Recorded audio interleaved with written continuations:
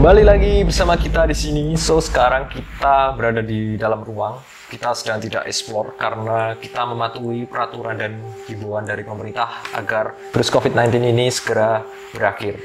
Nah, di video kali ini gue mau menjelaskan tentang sisi gelap dunia, dan di video ini gue akan memulai dengan SCP atau Secure Content Protect.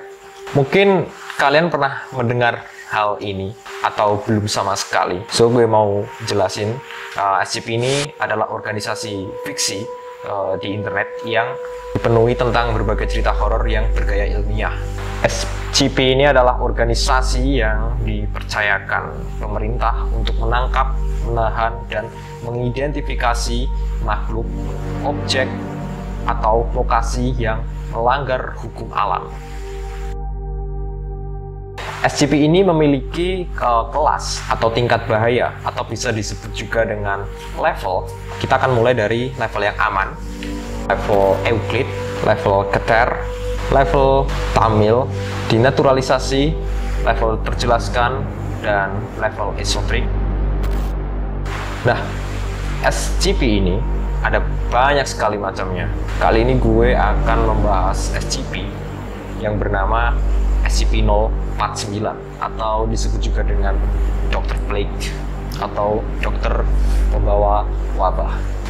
Nah, teori dari Dr. Plague ini atau yang disebut dengan SCP-049 adalah dokter dengan pakaian serba hitam dan mukanya tertutupi oleh topeng yang dia buat sendiri dari kepala pelikan.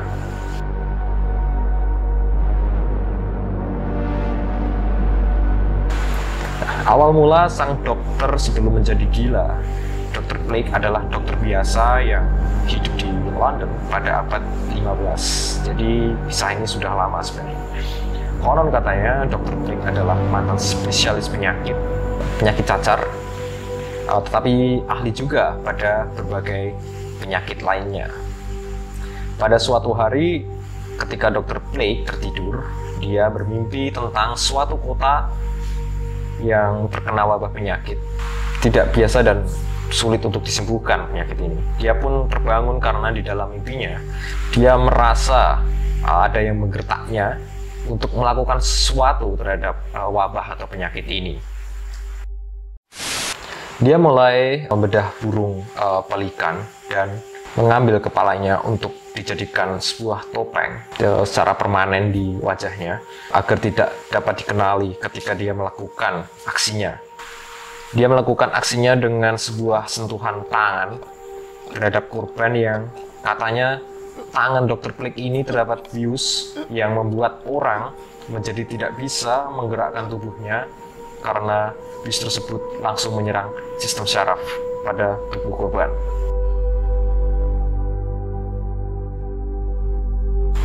Nah, tapi korban tersebut masih bisa merasakan sakit.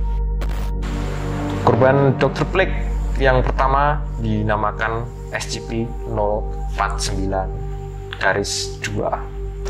Menurut data yang ditemukan, korban pertama yang dijadikan eksperimennya adalah tetangga sekitarnya dengan menyentuh korban, dan ketika korban tidak sadar, dia membawanya ke rumah untuk melakukan eksperimennya.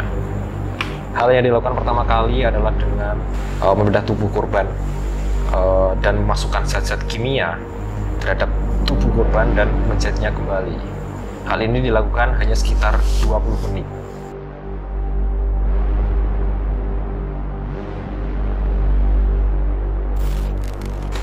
Nah, reaksi terhadap korban adalah korban menjadi tidak sadar dan tidak mempunyai tujuan hidup selain membunuh dan menyiksa manusia lain yang dijumpainya atau yang biasa kita sebut dengan zombie.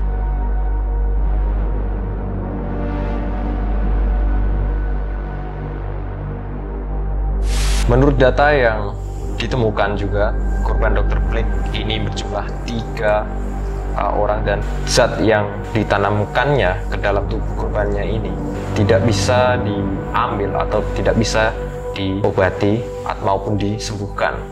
Ketika dia melakukan aksinya, dia merasa tidak takut dan tidak merasa menyesal layaknya psikopat pada umumnya. Jadi Dr. Blake ini malah menjadi seperti psikopat ya, bukan menjadi dokter. Akhirnya pada abad ke-16 Dr. Blake ini tertangkap oleh badan SCP Foundation dan ditahan di ruangan khusus yang terbuat dari baja. Nah, barulah Dr. Blake ini mendapatkan nama SCP-049. Nah, ketika Dr. Blake ini harus dipindahkan dari ruang atau dari sel, Dr. Blake ini harus dikawal dengan 2 personil utama dan lehernya diikat.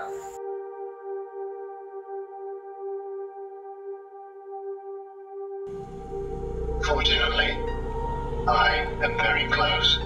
It is my duty in life to rid the world of it, you see. The cure to end all cures. When you say the great dying, are you talking about the bubonic plague? I don't know what that is. I see. Right, well, the entities are agents encountered at the house. They were dead when you encountered them. Yes, you reanimated them.